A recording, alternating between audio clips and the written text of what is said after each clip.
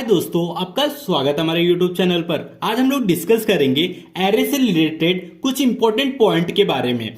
तो पहला हमारा पॉइंट है collection of homogeneous type of element. जैसे कि आप लोगों को पता ही है एरे क्या करता है, होमोजीनियस एलिमेंट को कलेक्ट करता है। अगर आप एरे का डिक्लेरेशन इंटीजर वैल्यू से किए तो जाहिर सी बात है एरे के अंदर आप इंटीजर वैल्यू ही स्टोर कर सकते हैं। ठीक है, तो पहला पॉइंट है हमारा collection of homogeneous type of element.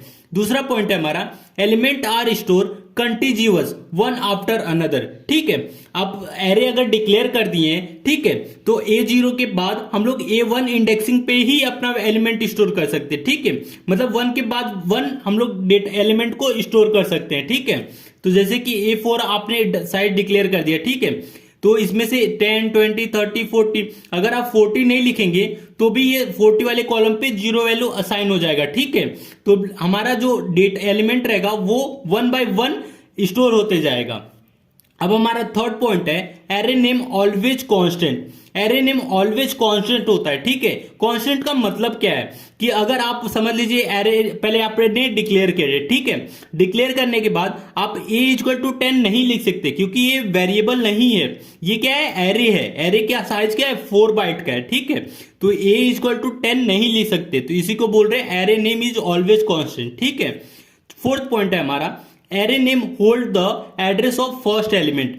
तो ये देखिए जो हमारा एरे क्या है, A4। ठीक है, तो एरे का नाम क्या है, A है। ठीक है, तो एरे नेम क्या होल्ड करता है, अपने पहले एलिमेंट का एड्रेस, मतलब A0 का एड्रेस क्या है, 1000। ठीक है, तो एरे का नाम अपने पहले एलिमेंट के एड्रेस को होल्ड करता है, तो A की वैल्यू क्या हो जाएगी, 1000 हो जाएगा। ठीक है, अब हमारा पांचवा पॉइंट है array name is constant that's why plus plus array name minus minus array name plus plus array name minus minus, मतलब इंक्रीमेंट डिक्रीमेंट एरे नेम के साथ हम लोग नहीं कर सकते, ऑल आर इनवैलिड।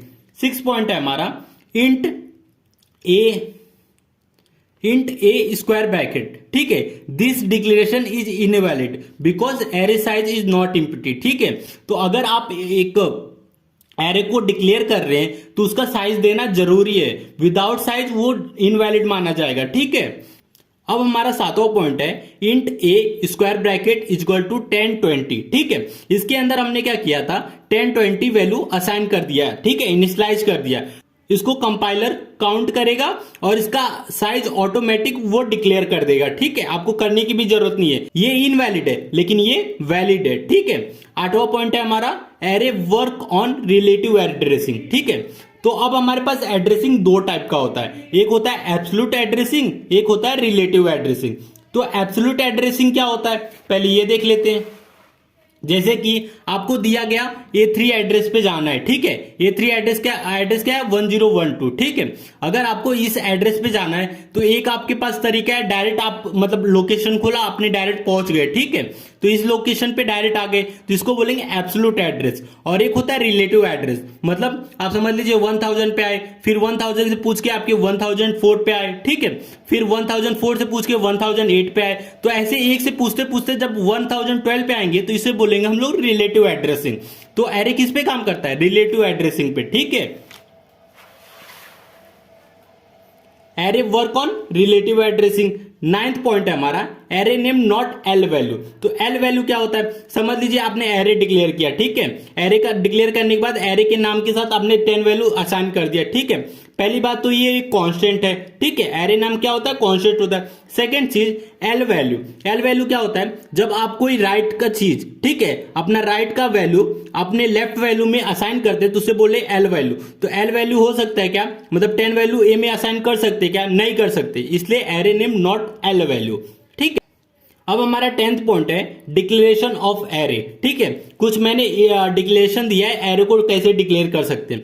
पहले तो आपने साइज दे दिया 3। ठीक है, एरे के नाम का साइज दे दिया 3 और उसमें इनिशियलाइज कर रहे 10 वैल्यू। ठीक है, तो ये भी वैलिड माना जाएगा क्योंकि एक ही वैल्यू, अगर एक वैल्यू आप असाइन कर रहे हैं तो बाकी की जो 2 वैल्यू रहेगी वहां ऑटोमेटिक कंपाइलर क्या करेगा, 0 फिल कर देगा। ठीक है, तो इंट ए इक्वल टू 3, मतलब साइज आपने 3 दे दिया और इसके अंदर असाइन क्या कर रहे हैं, 5 वैल्यू, ठीक है, 5 वैल्यू असाइन कर रहे, तो कंपाइलर क्या करेगा, जो 40 और 50 है, ठीक है, इसको इग्नोर करेगा, ठीक है, और स्टोर क्या करेगा 10, 20, 30, ठीक है।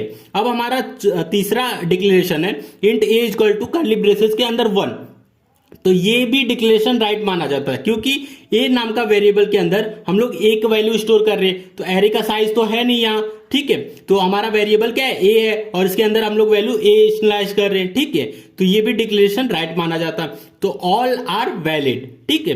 तो ये कुछ 10 इंपॉर्टेंट पॉइंट था एरे का। तो वीडियो अच्छा लगा प्लीज वीडियो को लाइक और हमारे चैनल को सब्सक्राइब कीजिए।